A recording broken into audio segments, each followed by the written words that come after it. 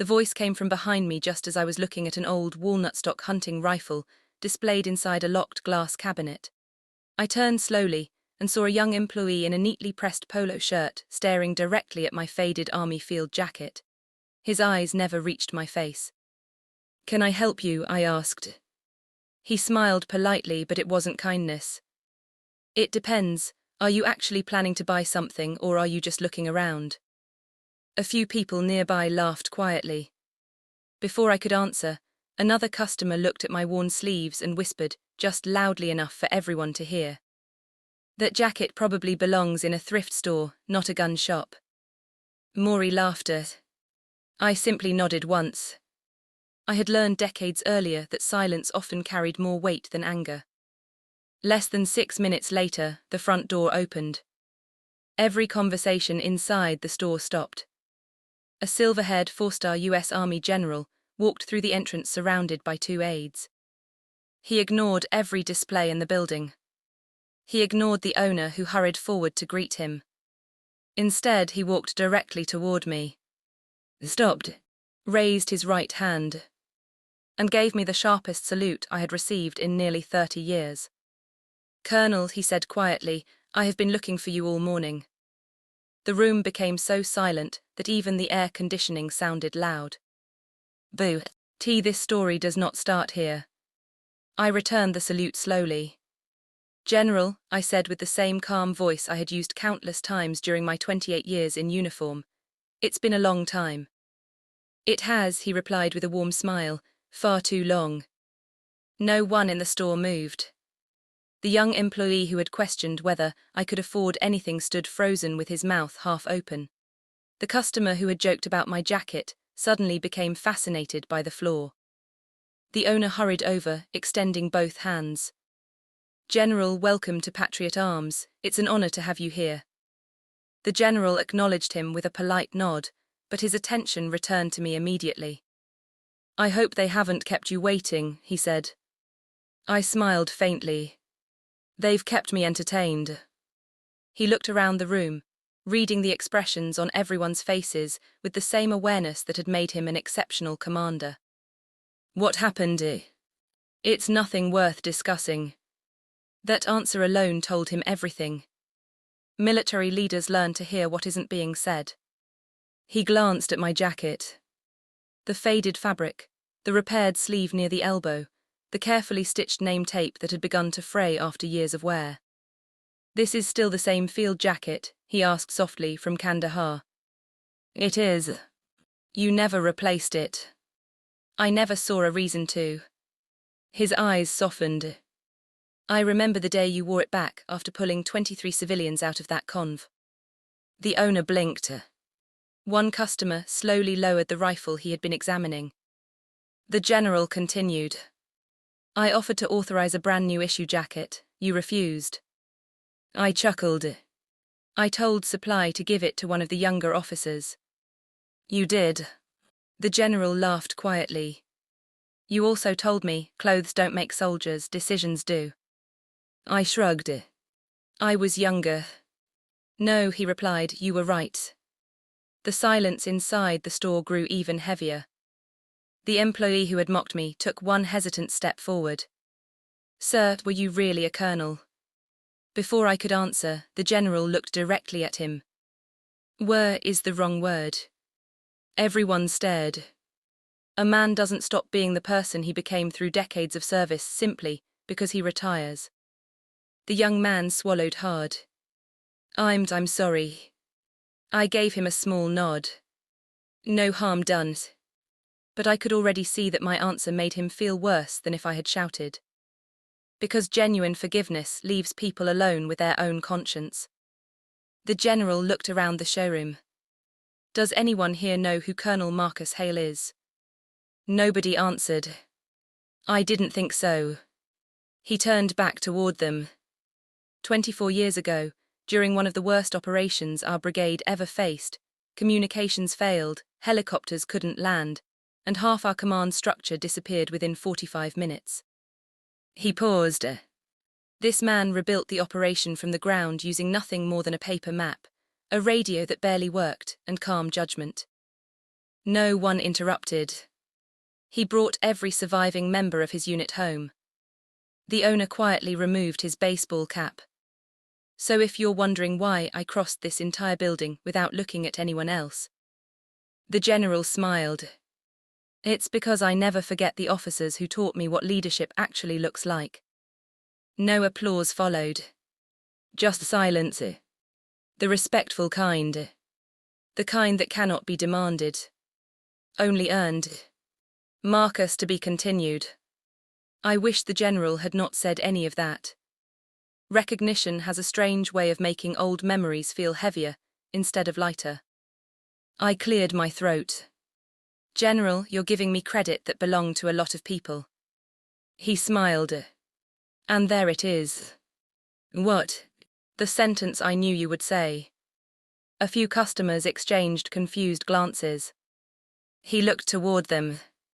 Do you know why every soldier who ever served under Colonel Hale respected him? Nobody answered. Because every time he accomplished something extraordinary, he immediately started talking about someone else. I shook my head. That's enough. No, he said gently, not today. The owner stepped closer. Colonels, I owe you an apology. You don't owe me anything. I judged you. You judged my jacket. He lowered his eyes. That's even worse.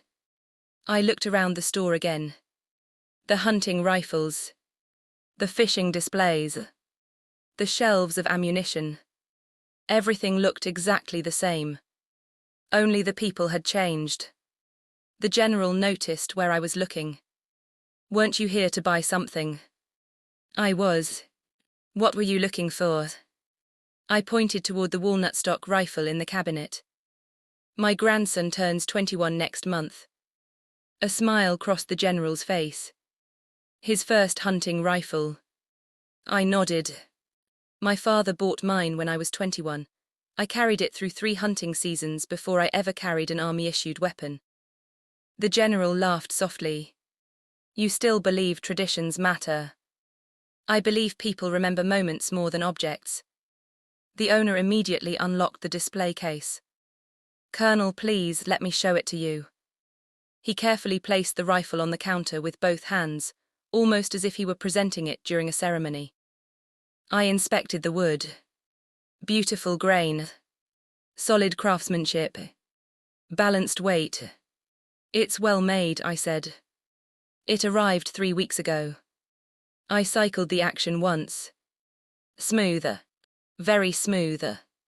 The young employee stood nearby, obviously unsure whether he should say anything. Finally he spoke. Sir, yes. My grandfather served in Vietnam. I nodded. He never talked much about it. A lot of good men didn't. He had an old jacket too. His voice became quieter. My grandmother kept asking him to throw it away. And he said every tear had a name. For the first time since entering the store, I smiled without restraint. He understood. The young man's eyes became slightly red. I didn't. You do now. He nodded once. I think I do. The general rested one hand on the counter. Marcus, do you remember the leadership seminar at Fort Leavenworth? I laughed. The one where everyone wanted complicated answers. Exactly. You stood in front of 200 officers, he said, looking at everyone in the store, and someone asked how to recognize great leaders. I remembered immediately. I said it wasn't difficult. The general gestured toward me. Tell them. I hesitated. It's been years. I remember every word. The customers leaned in. I spoke slowly. Great leaders are usually the people who don't spend much time trying to look important. Silence. They're too busy making sure everyone else gets home. Nobody moved. The words weren't dramatic. They didn't need to be. Because everyone in that store suddenly understood that the old jacket hanging loosely from my shoulders wasn't worn out because nobody cared.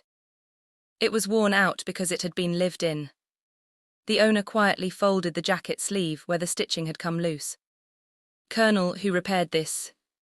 "My wife. By hand. Every single stitch." He looked closely. "The repair isn't perfect." I smiled. "Neither were we." The general chuckled.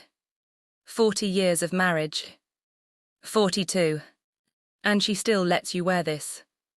"She complains every winter." The room laughed. Not the mocking laughter from earlier. A gentler one. The kind shared among strangers who suddenly felt like neighbors. The tension that had filled the store when I first walked in had disappeared completely.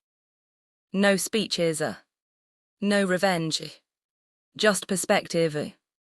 And somehow that was enough. To be continued. I carefully placed the rifle back on the counter. "It'll do," I said. "My grandson will probably take better care of it than I ever took care of mine." The owner smiled. "I think he'll treasure it." "I hope he treasures the mornings in the woods more than the rifle." The general nodded. "That's exactly what your father used to tell us." I looked at him surprised. "You remember that?" "I remember more than you think." He rested both hands on the display case for a moment before speaking again. "The first time I met your father, he told me, if my son ever becomes the kind of officer who needs people to know his rank before they respect him, then I failed as a father." I laughed quietly. That sounds like him. It sounded impossible to me back then. And now I understand exactly what he meant. The owner listened without interrupting. Finally he asked, "Colonel, if you don't mind me asking, why do you still wear this jacket? You could afford a new one." I looked down at the faded fabric. "The jacket reminds me of people." He waited. The stain near the pocket came from a medic who spilled coffee after staying awake for 36 hours. I touched another spot near the shoulder. This tear happened when one of my sergeants dragged me behind a concrete barrier before I realized we were taking fire. My fingers rested on the repaired sleeve. My wife fixed this after I retired. She said she wanted one more chance to take care of the uniform that had taken me away so many times. No one spoke. The stories hidden inside the fabric suddenly mattered far more than its appearance. The general broke the silence. "Most people see old cloth. I see names." A customer who had been standing near the ammunition shelves slowly approached. He was probably in his late 60s. "Colonel, I owe you an apology too."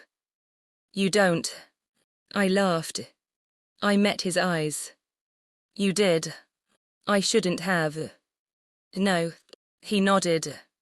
"I judged you in less than 5 seconds." I smiled gently. "Most people do. Doesn't it make you angry?" "It used to. And now I remind myself that people can only judge what they know. And if they don't know, they borrow assumptions." The general smiled. "That's another lesson you taught us." The older customer extended his hand. "My name's Richard." I shook it firmly. "Marcus, I'm glad I met you today." "So am I." Not because he apologized, but because he meant it. There is a difference. The young employee returned from the office carrying a small cardboard box. "Sir, I found something." He opened it carefully. Inside was a folded American flag that the store displayed every Memorial Day. "I know this isn't much." He hesitated. "But would you mind helping me fold it correctly? My grandfather used to do it, but I never learned." I looked at the general. He smiled. "I think that's a request only one man in this room should answer." I nodded. "Come here." The young man stepped beside me. I unfolded the flag carefully. "Don't rush." He copied my movements. "The corners matter." "Yes, sir." "The folds matter." "Yes, sir." "But the greatest respect isn't in the folding." He looked at me. "It's in understanding why you're folding it." For the next minute, The entire store watched in complete silence as we folded the flag together into a perfect triangle. When we finished, he held it with both hands as though it were made of glass. "Thank you," he whispered. "No," I smiled. "Thank your grandfather for wanting you to learn." He looked down at the folded flag. I wish I'd asked him more questions. So do most grandchildren. The general glanced at his watch. "We're going to be late." "For what?" He looked almost offended. "You forgot." I probably did. "The Veterans Leadership Foundation banquet." I blinked. "That's today." "Marcus." He laughed. "You're the guest of honor." I closed my eyes for a second. I honestly forgot. The owner stared at me. "Guest of honor." The general nodded. "We're presenting him with the Legacy of Service Award." The owner looked from the general to me. "You never mentioned that." "I wasn't planning to." "Why not?" "Because awards are for one evening." I looked down at my old jacket. Character has to show up every morning. The general smiled the same way he had decades earlier, when I was still one of his instructors. "That's exactly why you're receiving it." The room fell quiet once more. Only this time, nobody was looking at the worn jacket. They were looking at the man wearing it. "To be continued." The owner stood silently for several seconds before speaking again. "Colonel, before you leave, may I ask one favor?" "If I can." He walked behind the counter and returned carrying a framed photograph. It was an old picture of the store's founder, standing outside the building sometime in the early 1980s. My father opened this shop 43 years ago. I studied the photograph. He was Army too. He served for 6 years. I nodded. "I can usually tell." "How?" "The way he stands." The owner smiled. "My father always said this store wasn't supposed to sell firearms." I looked at him with curiosity. "Then what was it supposed to sell?" "Responsibility." The general quietly chuckled. "That's a better business model than most people realize." The owner sighed. "After Dad passed away, business grew. We expanded, hired more people, opened another location." His voice trailed off. Somewhere along the way, I became more concerned about sales than about people. He looked around the showroom. This morning reminded me of something I should never have forgotten. I didn't answer immediately. People deserve time to hear themselves speak honestly. Finally I said, "Businesses change." "They shouldn't change that much." "No," I agreed. "They shouldn't." The young employee stepped forward again. "Mr. Collins." The owner turned. "Yes. I'd like to apologize to the colonel in front of everyone." "You don't have to." "I know." He faced me. "When you walked in, I saw an old jacket and made up the rest of your story." His voice trembled slightly. "I decided who you were before I even said hello." I nodded. "You did." "I've been thinking about why." No one interrupted. I realized something. "What?" "I wasn't trying to understand you." He swallowed. "I was trying to feel smarter than someone." The honesty surprised everyone, including him. I smiled gently, recognizing that at your age is harder than pretending it isn't true. "I'm 26. I know." "How?" "You remind me of one of my lieutenants." "Though." He thought confidence meant always being the smartest man in the room. "What happened to him?" "He learned that confidence actually means being willing to become the least informed person in the room." The young employee laughed quietly. "I've got a lot to learn." "We all do." The general leaned against the counter. "Marcus never stopped learning." I looked at him. "Don't exaggerate." "I'm not." He turned toward everyone gathered nearby. "When Colonel Hale retired, do you know what he did?" Someone shook their head. "He volunteered at a public high school." The owner looked surprised. Teaching? No, I answered for him. Mentoring. What kind of mentoring? The kind that doesn't make headlines. The general smiled. Every Tuesday and Thursday. For how long? The owner asked. 11 years. The room grew quiet again. I shrugged. Teenagers don't need another lecture. They need someone who listens. The general nodded. And he listened. I remembered dozens of faces. Students who arrived angry, scared, lost. Many of them simply needed one adult who believed they could become more than the mistakes everyone remembered. One young man in particular came to mind. He had been suspended 3 times before graduation. Years later, he mailed me a photograph. He was wearing a firefighter's uniform. On the back, he had written only one sentence. You were the first person who expected something from me. I still kept that photograph inside a drawer at home. Not because it reminded me of success. Because it reminded me that quiet conversations sometimes change, lives more than dramatic speeches ever could.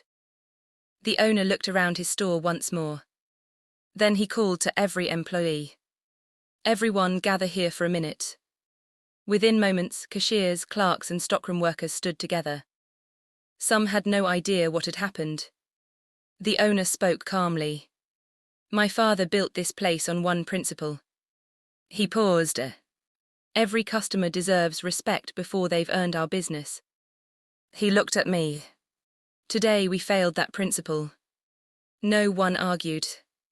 We're going to correct it. He turned to the young employee. This isn't about punishment. The young man nodded. I know. It's about remembering why people walk through that door. Some come to buy. Some come to browse. Some come because they're passing on a family tradition. And some carry stories we know nothing about. The general glanced at me with a faint smile. That's probably the most valuable staff meeting this store has ever had. A few employees laughed softly. The owner walked over to a display near the entrance. He carefully removed a small brass plaque that read, "Customer satisfaction is our highest priority." He stared at it for a moment. I never liked this sign. One employee asked why. Because satisfaction is temporary. He looked toward me. Respect comes first. He turned the plaque over. I think it's time for a different message. I smiled. What will it say? He answered without hesitation. Treat every person as though they have a story worth hearing. No one applauded. No one needed to. Sometimes the biggest changes begin so quietly that they almost sound like ordinary conversation. The general checked his watch once more. Marcus. Yes. If we don't leave now, the entire banquet will be waiting. I sighed with a smile. I suppose that's harder to avoid than a room full of strangers. It is. I picked up the boxed rifle, thanked the owner, and headed toward the door beside the general. As we stepped outside into the afternoon sunlight, he looked at me and asked, "Do you know why I really insisted on coming here personally, instead of meeting you at the banquet?" I shook my head. No, he smiled. I wanted to spend a few ordinary minutes with an extraordinary man before the speeches began. I laughed. You still haven't learned to stop embarrassing me. No, he said. And after all these years, you still haven't learned to accept a compliment. We both laughed as we walked toward the waiting car, leaving behind a store that looked exactly the same from the outside. But inside, every person saw people a little differently than they had just an hour before. The drive to the banquet hall took just over 30 minutes. For most of the trip, neither of us said much. That had always been one of the easiest parts of our friendship. We had spent enough years together to know that silence wasn't something that needed to be filled. As the city passed by outside the window, the general finally spoke. Do you know how many people nominated you for today's award? I didn't even know there was a nomination. He smiled. 37. I turned toward him. 37. He nodded. From different states. I stared out the window again. I can't think of 37 people who would even remember me. That's because you confuse being remembered with being noticed. I don't follow. You rarely notice the effect you had on people. He reached into a leather folder beside him and removed several folded letters. I brought these. What are they? The committee thought you should read them after the ceremony. I'd rather not. I know. Then why bring them? Because sometimes humility becomes another way of refusing gratitude. That made me laugh. You've become philosophical. I had good teachers. He handed me the first letter. There was no name on the outside. I unfolded it carefully. The handwriting was neat, but clearly written by someone older. 21 years ago, my son came home alive because Colonel Hale refused to leave wounded soldiers behind. I never met him. He never met me. But every birthday my son celebrates exists because of a decision made by someone I'll probably never thank in person. I folded the letter quietly. I don't remember which operation this was. The general wasn't surprised. I didn't expect you would. He handed me another. This one came from a former sergeant. It ended with one sentence. You taught me that leadership isn't walking in front, it's making sure nobody gets left behind. I closed the letter without speaking. There are 35 more, the general said. I'll read them later. Take your time. After another few minutes, we arrived at the hotel where the banquet was being held. As soon as we entered the lobby, I realized how many familiar faces were there. Some had more grey hair than I remembered. Some walked with canes. One wore a prosthetic leg. Others carried themselves with the unmistakable posture that never quite leaves a soldier. Across the room, someone spotted me. Colonel Hales. Heads turned. Then another voice. Sir. Within seconds, conversation stopped. Not because of rank. Because of recognition. Men and women I hadn't seen in decades began walking toward me with genuine smiles. A former captain shook my hand with both of his. You haven't changed. I definitely have. Not where it counts. Another officer laughed. You still wearing that old jacket? I promised my wife I'd replace it. When? I forgot to ask. The group laughed. An elderly veteran approached more slowly than the others. His shoulders were bent with age, but his eyes were bright. When he reached me, he didn't salute. He simply wrapped me in a hug. I've wanted to do that for 25 years, he whispered. I hugged him back. It's good to see you, Tom. I never got to thank you. You already did. No, he shook his head. I survived. For a moment, neither of us spoke. Sometimes 2 words carry the weight of an entire lifetime. The general quietly stepped away, allowing old friends their moment. Looking around the room, I realized something unexpected. Nobody asked about medals. Nobody asked about promotions. Nobody talked about battles. Instead, they asked about grandchildren. Gardens. Fishing trips. Health. Life after service. It reminded me that the best parts of military service were never the uniforms. They were the people. A volunteer approached the podium. Ladies and gentlemen, we'll begin in 5 minutes. The room slowly moved toward the ballroom. As I walked inside, I noticed a table near the stage. On it sat a glass display case. Inside was the award I had come to receive. It wasn't especially large.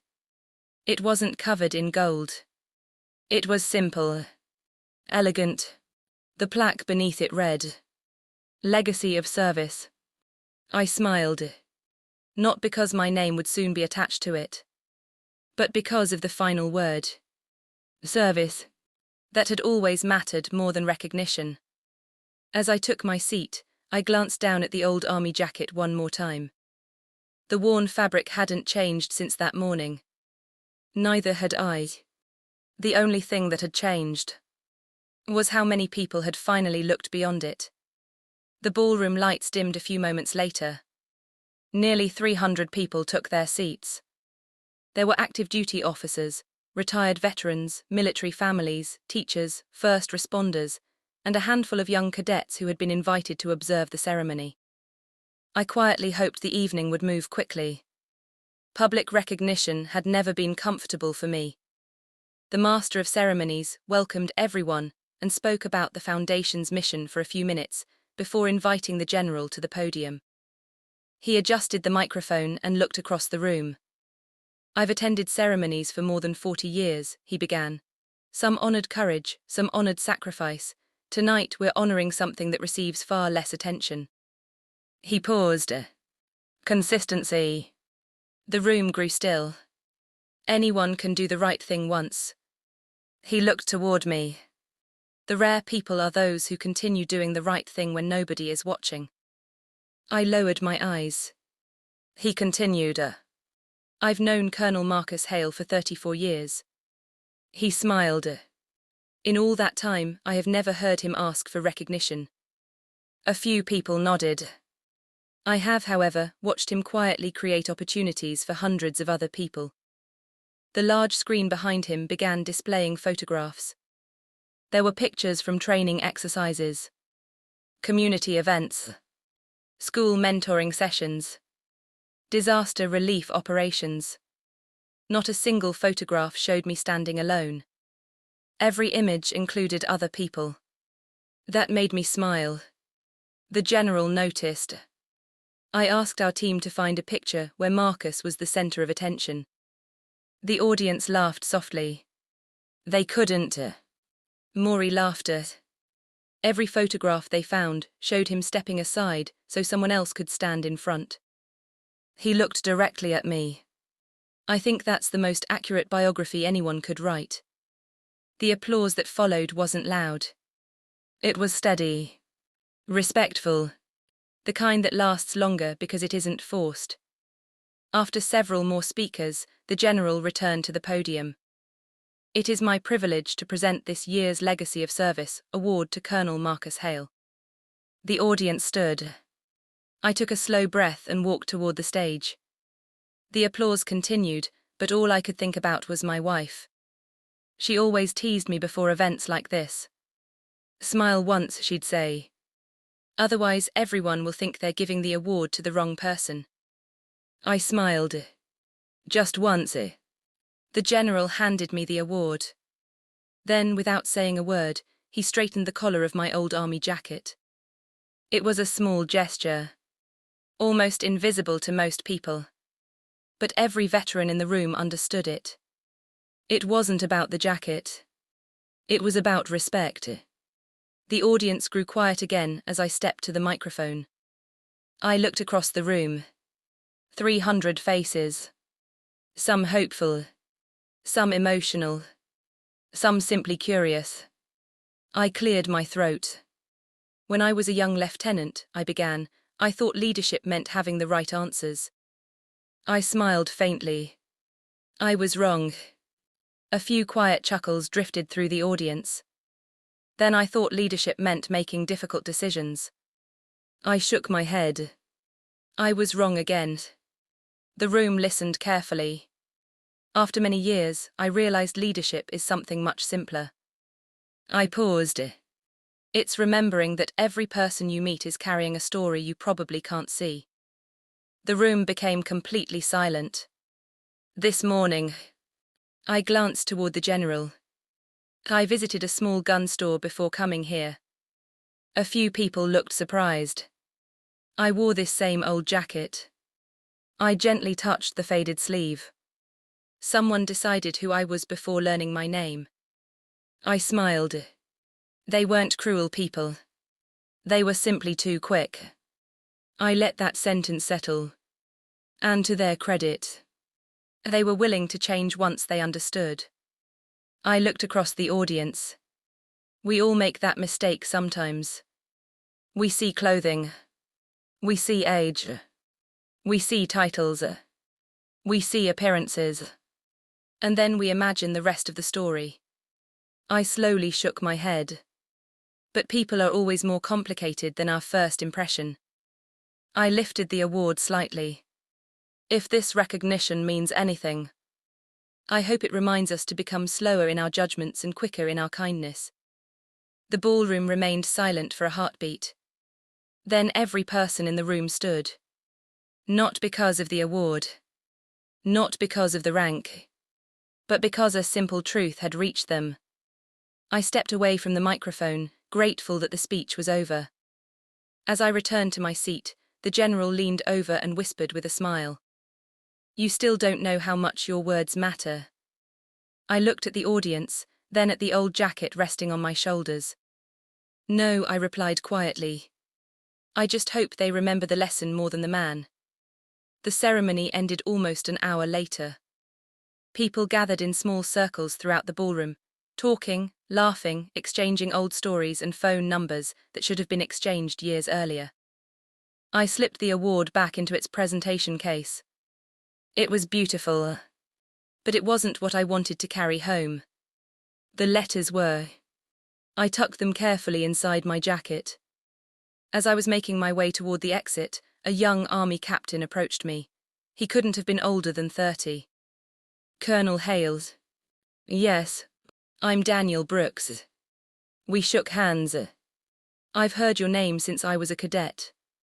I hope only the good stories. He laughed. Mostly. There was one story about you making an entire class redraw operational maps because someone wrote, "Close enough."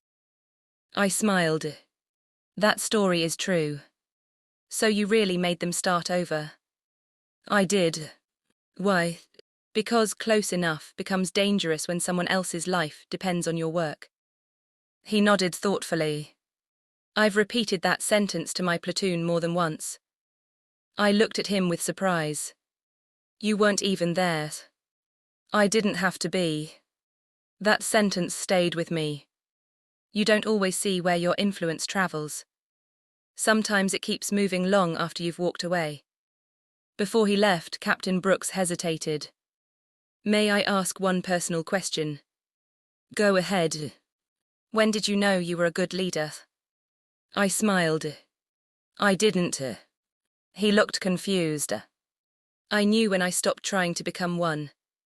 What do you mean? The day I became more interested in helping people succeed than proving I could. He stood quietly for a moment. Then he saluted.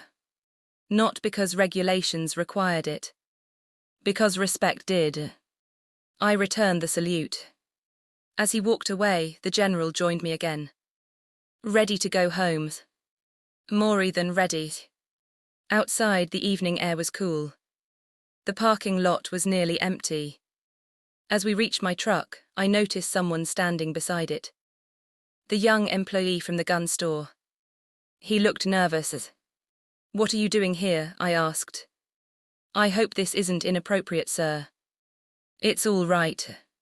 He held out a neatly folded paper bag. I drove over after work. You didn't have to. I know. I accepted the bag and looked inside. There was no expensive gift. No plaque. No promotional merchandise. Just a small sewing kit. Confused, I looked back at him. My grandmother used to repair my grandfather's uniforms. He smiled awkwardly. When I got home today, I found her old sewing kit. He pointed toward my jacket. I figured one day that sleeve might need another stitch. For a moment, I couldn't speak.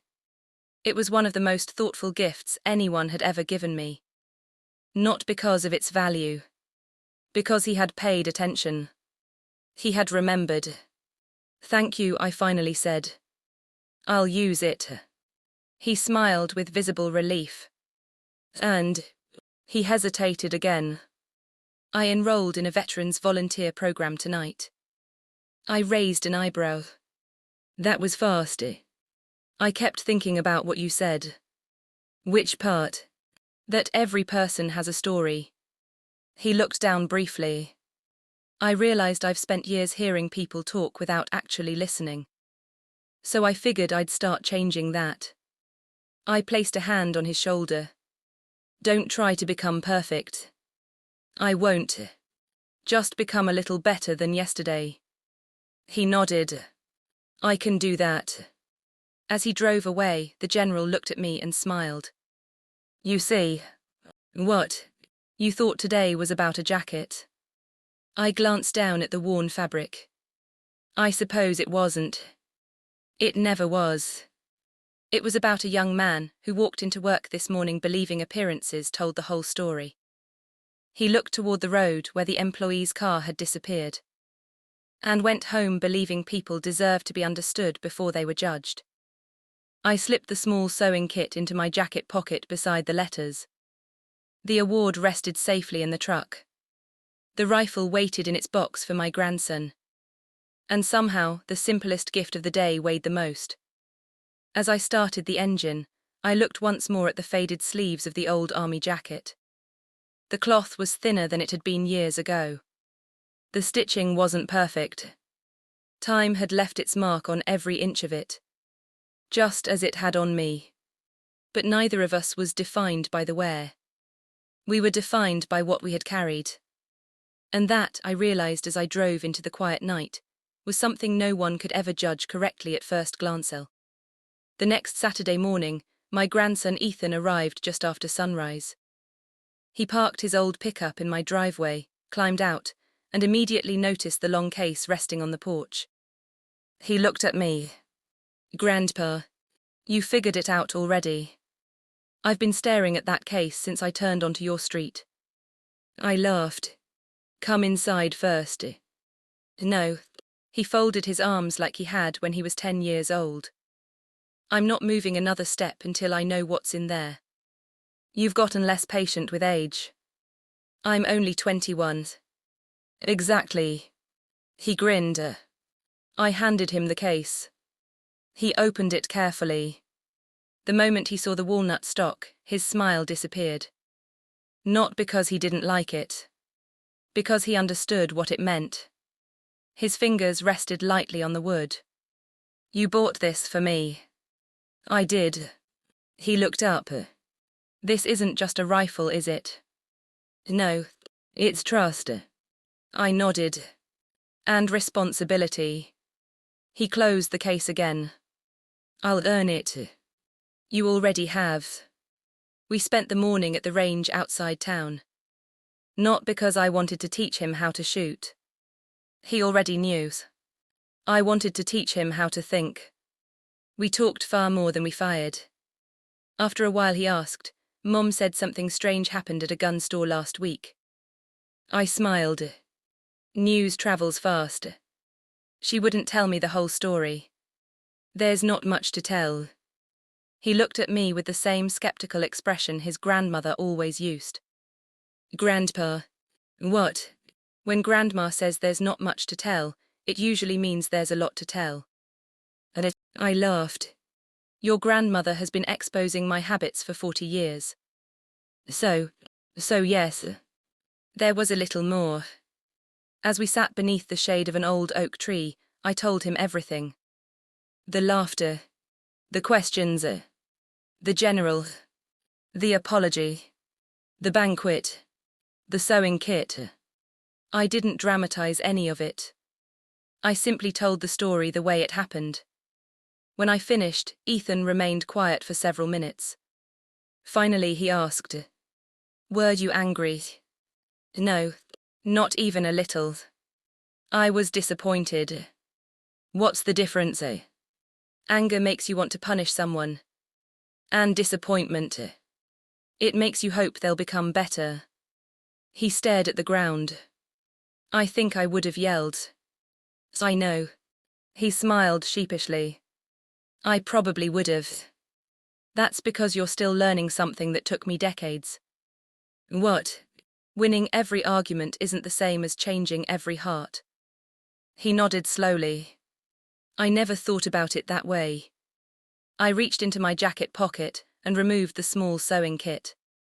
The young man from the store gave me this. Ethan looked surprised. The employee. Yes. He apologized. He did. And then bought you a... Hey, I